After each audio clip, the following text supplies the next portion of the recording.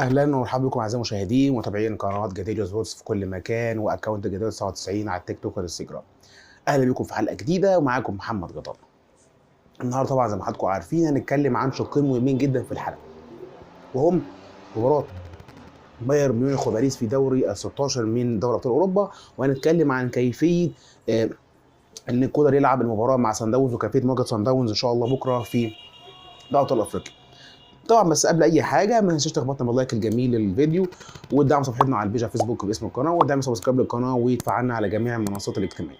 طبعا قبل اي حاجه ما تنساش تصلي وتسلم على سيدنا محمد في كل وقت وحين. فيلا بينا نبدا الحلقه مع حضراتكم، يلا بينا. بدايه كده خلينا نتكلم عن مباراه بايرن ميونخ وباريس. انا كاتب كده زي ما حضراتكم شايفين سكريبت كده بسيط كده فيه كل النوتس عن المباراه، وليه باريس خسر المباراه، وازاي البايرن كسب المباراه في ظل الاخطاء التكتيكيه والفنيه اللي وقع فيها البايرن. بدايه كده ان نيمار كان غايب، خلينا نقول كده بسم الله الرحمن الرحيم ان نيمار كان غايب في المباراه، وكان في جزء مهم جدا من باريس، ولكن ده جزء لا يتجزأ من ان لعيبه باريس يا جماعه بصراحه عندهم مرونه ومرقعه غير طبيعيه جدا في المباراه. مفيش اي روح من الجديه، مفيش اي روح من العزيمه. ميسي بيلعب قرفان، امبابي فاكر نفسه صاحب الملعب وصاحب الدكان، مفيش اي فيراتي بيقلب في الكوره، الباكات ضايعه خالص، التكتيك الفني زباله، بيلعب بخمس مدافعين. كل ده انا برص لك اخطاء بتؤدي للنهايه. فريق نقدر نقول هش منظر من بره عامل زي التورته الحلوه، من جوه عباره عن كيكه فاضيه حرفيا. باريس يا جماعه بيتزين بميسي ونيمار ومبابي وراموس وفيراتي وحكيمي وفي الاخر جوه ايه؟ بيألفوا. لدرجه ان في اجزاء من المباراه راموس بيقول لهم يا جماعه انتوا بتعملوا ايه؟ يعني لسه هنتكلم عن جزئيه راموس دي لوحدها في شق لوحده. الراجل ده الوحيد اللي كان بيلعب بروح، والراجل كان بيلعب يعني من الاخر بيلعب بيراعي ربنا في شغله، يعني الفلوس اللي بياخدها. انما كل لعيبه حرفيا موظفين كده كده، اخر الشهر هيروح عند ماكينه الاي تي ام الفلوس خلص خد الفلوس، فكلهم موظفين. وبالتالي المباراه كانت بشكل كبير جدا كان الباير بصراحه بيلعب بقى على النظير الاخر بجديه كبيره. التشكيل اي نعم كان غلط في البدايه، لكن كان في روح.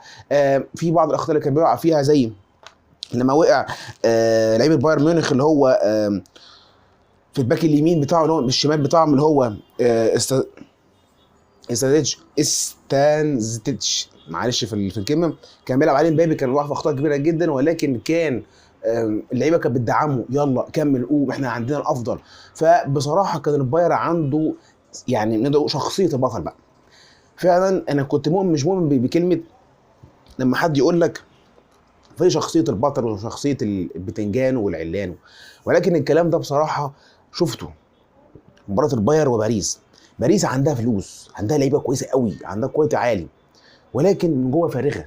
دي بقى شخصيه البطل تفرق. لو عندك لعيبه مش جامده قوي او مش نجوم في لامعين، ولكن عندهم الاصرار والاصرار والعزيمه وان احنا مكافحه وان احنا نقدر نعمل فعلا شخصيتك بقى وتلعب على تاريخك والاسم بتاعك، بيكسبك كمان بكل سهوله. وده اللي حصل لما جنابري نزل خلص المباراه. الاخطاء اللي وقع فيها فيراتي اللي كان بيلف حوالين نفسه في الكوره كلها او عباره عن امور فنيه بسيطه او تريكات كده بين السطور بتدل ان بايرن ميونخ فعلا هو شخصيه كبيره. على النظير برضو الثاني ان باريس يا جماعه بيكسب الدوري بالعافيه، كل شويه يوصل للنهائي. مشوا مدير فني قبل كده اللي هو الراجل اللي كان ماسكهم وصل للنهائي وافتروا عليه. دلوقتي متجهين بقى ان احنا هنمشي مدير الفني اللي عندنا وهنجيب واحد كده اسمه مين؟ موتا، عايزين جيكو موتا يمسك الفريق. فحاجات كتيره غريبه بتحصل في باريس. فانا اتمنى يعني وجهه نظري احنا نقفل الفريق ده ونبيع يصرح اللعيبه ونعمل دكان احسن منه. ان الموضوع بقى زياده عن اللزوم، بيخرجوا من دوري الابطال بكل سنه من دور الثمانيه او ال16، يوصلوا النهائي وخرجوا منه. فالموضوع بقى خلاص مبالغ فيه، ما الا اذا اخر السنه دي ممكن تديهم مهله انهم يطلعوا من القصه دي. ثاني الجزئيه عايز اتكلم عنها ان باريس زي ما اتكلمت فيها ان هو بيصرف فلوس على الفاضي، مفيش اي جديه او اي فايده من اللي هم بيعملوه في النادي. جزئيه ثالثه ان قلنا ميسي بيلعب قرفان من المباراه، ما بيلعبش بنفس، بيلعب كشغل موظف. واول مره نشوف ميسي يوصل لفريق كده يوصل بالطريقه دي والمستوى ده بشكل غريب جدا. ان كان في بعض اللقطات من حوالي شهر كان في فيديو ناس بس نسيت اوصله لحضراتكم، كان لعب باصي ميسي الكوره بيرجع لهم تاني، يبصها له يروح يرجع له تاني. الراجل بيلعب قرفان، راجل قرفان ما عندوش الروح والعزيمه اللي هي بتاعت ميسي، يلعب بمزاج يعني. فالراجل فاقد الشغف اساسا في اللعب مع باريس، وبالتالي بيظهر المستوى اللي حضراتكم شفتوه المتدني اللي ما يرقش حتى ببيراميدز. وبيراميدز برضه ده شق تاني، نفس القصه هنا بس في مصر، بس على الاقل بيراميدز بيحاول بيقاوح في الكونفدراليه. برضه زي ما قلنا ان بايرن لعب بشخصيه البطل ودمر باريس حرفيا من جميع النواحي التكتيكيه والفنيه والمهارات، دمروا حرفيا بصراحه.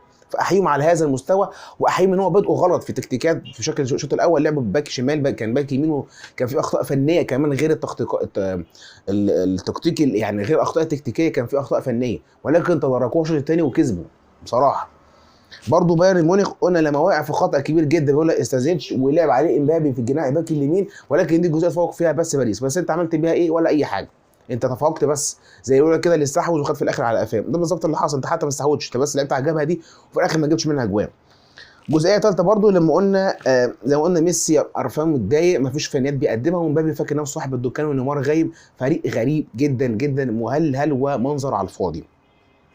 قلنا برضو عايزين نتكلم انا بس فاكر الكلام ده كلها فلوس، انا في حاجات كنت بشوفها في المباراه غير الكلام الفني اللي بشكل كبير جدا غريب جدا هنتكلم عنه سريعا، ولكن انا بتكلم عن بشكل عام ان الموضوع فعلا بقى اوفر يا جماعه. الكل بيشجع باريس، الموضوع بقى اوفر بالنسبه لك، انت مش كل سنه تخش دوري ابطال تتحرق دمك وتخرج يعني، وبعدين طب احنا صارفين المليارات دي كلها على ايه؟ طب كل المستثمرين دول بيدفعوا فلوس على ايه؟ طب المنظومه اللي احنا عاملين نعملها دي على ايه؟ طب احنا نقفلها احسن بقى. ما انت في الاخر يا جماعه معلش، اصل كره القدم دي عباره عن ايه؟ ارقام واحصائيات وفلوس، مكسب وخساره. انا بحط فلوس عشان تديني المكسب في الاخر، ممكن اخسر في الاول جزء من الفلوس، ولكن في الاخر لابد ان يكون لي ناتج استثمار، او على الاقل لما انا بستثمرها ممكن ماتش شركه ان انا بلعب بجزء الاستثمار انا بكسب منها، بس لكن ما اجيش انا ادفع فلوس واعمل وادعم واعمل وعندي قرارات بتدعم الفريق وعندي وفي الاخر الاقي المحصله صفر واخد الدوري بالعافيه. طب ما احنا كده كده اصلا قبل ما نكسب كده كنا ناخد الدوري اصلا برضه، يبقى انا بقى ليه كل البهرجه دي والفلوس على الفاضي؟ ما نوفر فلوسنا احسن بقى ونستثمر في مكان تاني او فريق تاني يستحق، ولا ايه؟ برضه جزئيه ثانيه ان سومر برضه كنت بتكلم عن الجزئيه دي، كان بيقع في اخطاء، وكانت اللعيبه برضه غير الباك اليمين بتاعهم كان الباير اللعيبه يعني نقدر نقول ايه بتشجعه، يلا قوم احنا افضل هنكمل، احنا مفيش مشكله احنا هنقدر نكسب المباراه. دي برضه الجزئيه كانت مهمه جدا، لعيبه الباير كان عندها العزيمه ان لحد يقع في الاخطاء بيقعدوا يقوموا بعض، ولكن في النقيض الاخر عندك في باريس لما كان فيراتي وقع في الخطا، لعيبه بايرن او نقدر نقول ايه لعيبه باريس حرفيا كلوا بالنار. طب وعلى ايه يا عم؟ ليه انت اجرمت؟ ماشي، ولكن عينا دي كلها تراكمات ادت في نهايه الخساره.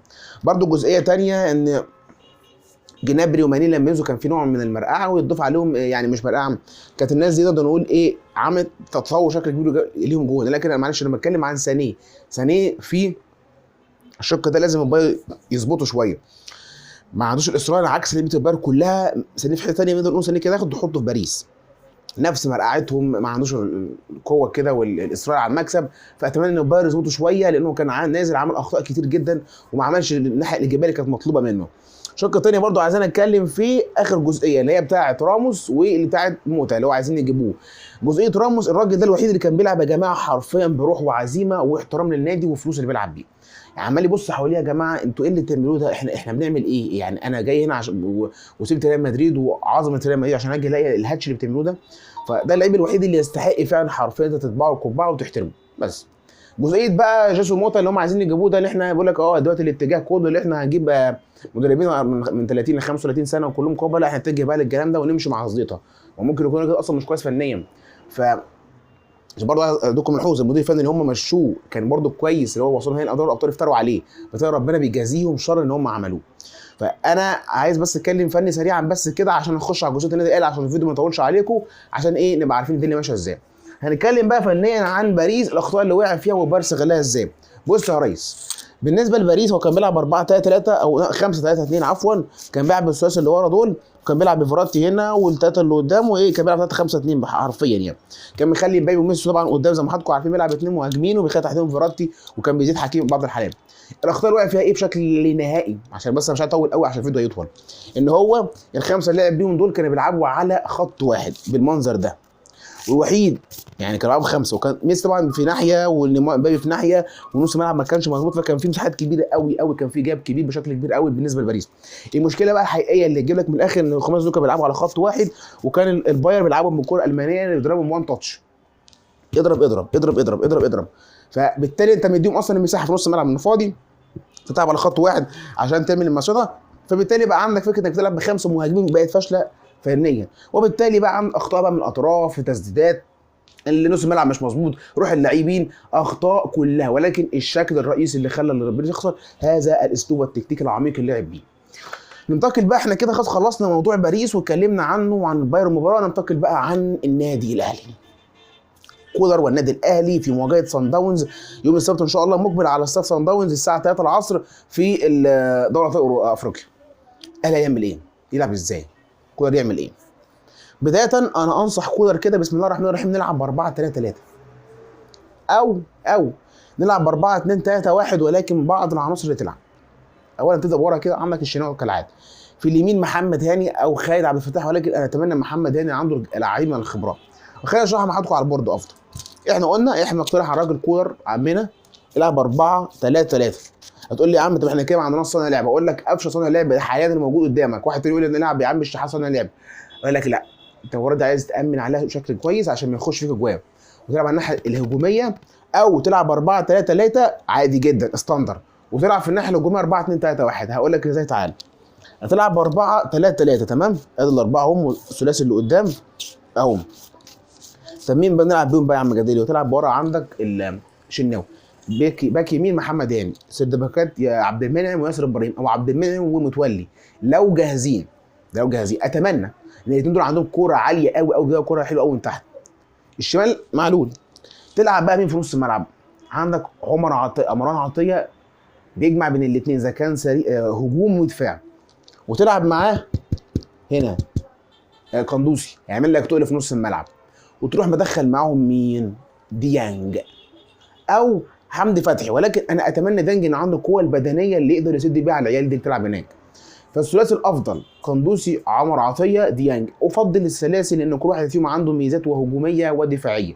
قندوسي بيميل للناحيه الهجوميه بشكل فني، فده اللي ممكن يعمل لك التحول في الناحيه الهجوميه وضمن مصانع اللعب، وتلعب بالديفندرين دول اللي هم عمرو فتحي مروان عطيه عفوا اللي هو بيعمل زياده، وديانج اللي هو اصلا تكتيكيا تقيل 6. قدام بقى تلعب بمين؟ الشحات عليهم بشكل اساسي. جوه تلعب بتاو عشان هو عنده سرعات، هو الوحيد اللي يقدر يفهم اللعيبه دي، الوحيد اللي يقدر يلعب في الساعه 4 العصر، الوحيد اللي يقدر يستحمل الاجواء دي. وفي الشمال عندك طبعا عبد القادر.